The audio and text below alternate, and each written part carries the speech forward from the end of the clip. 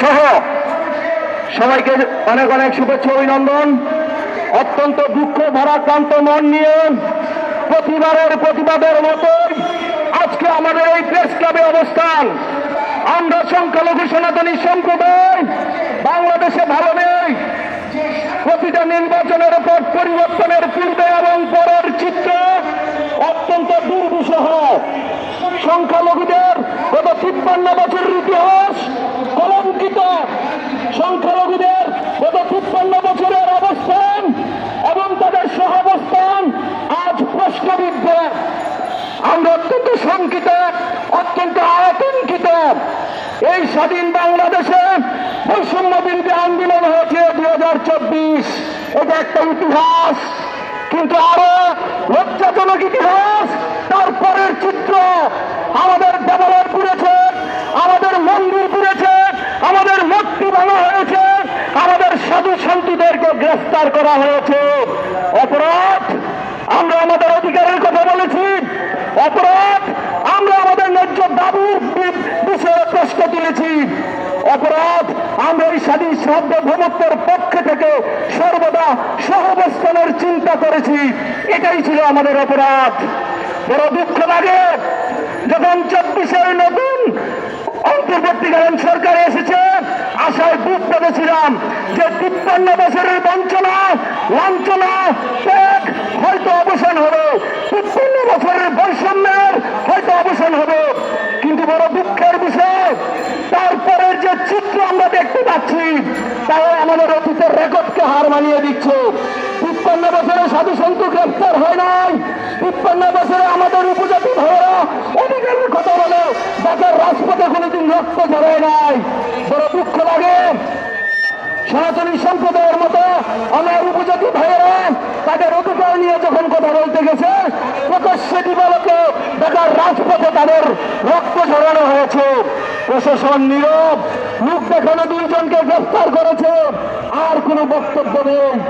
আমরা অত্যন্ত হতাশ, আমরা আশাবাদী এখনো যে জাতির বিবেক মরে যায়নি। সনাতনী সম্প্রদায় দেশ ছাড়া এখনো হয়নি। 71-এ দেখেছি, 47-এ দেখেছি, 52 দেখেছি।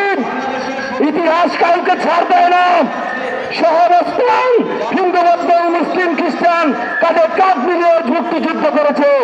71-এ জয়ী হয়েছে, 47-এ জয়ী হয়েছে, 52-তে জয়ী হয়েছে, 24-এ পট পরিবর্তন হয়েছে।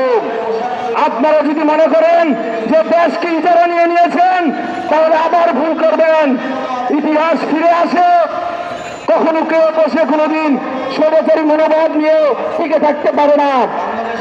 সংখ্যালঘু সম্প্রদায় একটি স্বাধীন সার্বভৌমত্ব রাষ্ট্রের অলঙ্কার, আর সেই অলঙ্কার যখন কলুষিত হয়, এই অলঙ্কার যখন প্রশ্নবিদ্ধ হয়, সেই অলঙ্কারের যখন দেবালয় পুরো, উপাসনালয় পুরো, সেই রাষ্ট্র কোনোদিন ভালো থাকতে পারে না।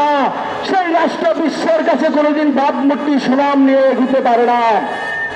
আমরা মাননীয় প্রধান উপদেষ্টা সহ রাষ্ট্রপক্ষের সকলের কাছে আকুল আবেদন জানাই, অনতিবিলম্বে আমাদের সাধু সন্তদেরকে এই মিথ্যা হয়রানিমূলক মামলা থেকে মুক্তি দিন। আমাদের চিহ্নপ্রভুর বিরুদ্ধে যে রাষ্ট্রদ্রোহ মামলা হয়েছে, দেশে যদি আইন থাকে, দেশে যদি আইনের শাসন থাকে, তাহলে সেই মামলা হওয়ারই কথা না। কারণ যে পতাকা নিয়ে বিতর্ক হয়েছে সেটি রাষ্ট্রীয় পতাকা ছিল না। এটা প্রকাশ্য দিবালোকে সূর্যের মতো পরিষ্কার ভিডিও ফুটেজ রয়েছে। আর রাষ্ট্রদ্রোহ মামলা করতে হলে রাষ্ট্রের অনুমতি লাগে, কিন্তু কারোর কোনো অনুমতি নেওয়া হয় নাই। তো আমরা প্রশাসনের কাছে, রাষ্ট্রপক্ষের কাছে আকুল আবেদন, আমাদের প্রভুর অনতিবিলম্বে মুক্তি দিয়ে আপনারা দেশের একটি স্বাধীন বিচার ব্যবস্থার প্রতিষ্ঠিত করেন, এবং সেই সাথে বিভিন্ন জায়গায় আমাদের সনাতনী ভাই বোনদেরকে যে মিথ্যে মামলা, হয়রানিমূলক মামলা দেওয়া হয়েছে, সেগুলো অনতিবিলম্বে প্রত্যাহার করুন। আপনারা বলেন কিছু কিছু মামলা রাজনৈতিক, ভাই যেই হোক, আমার সনাতনী ভাই বোন বিনা বিচারে কেন গ্রেফতার করবেন? কোনো কিছুতে সম্পৃক্ততা না থাকলে কেন তাকে মিথ্যে মামলায় হয়রানি করবেন? আমরা সকল প্রকার মিথ্যে হয়রানিমূলক মামলার প্রত্যাহার চাই। সেই সাথে আমরা আগামী বাংলাদেশে সবার মতো হিন্দু বৌদ্ধ খ্রিস্টান সবাইকে নিয়ে সহাবস্থান চাই। আমরা এই দেশের নাগরিক, আমরা এই দেশেই থাকতে চাই। সবাইকে আবারও ধন্যবাদ জানিয়ে এবং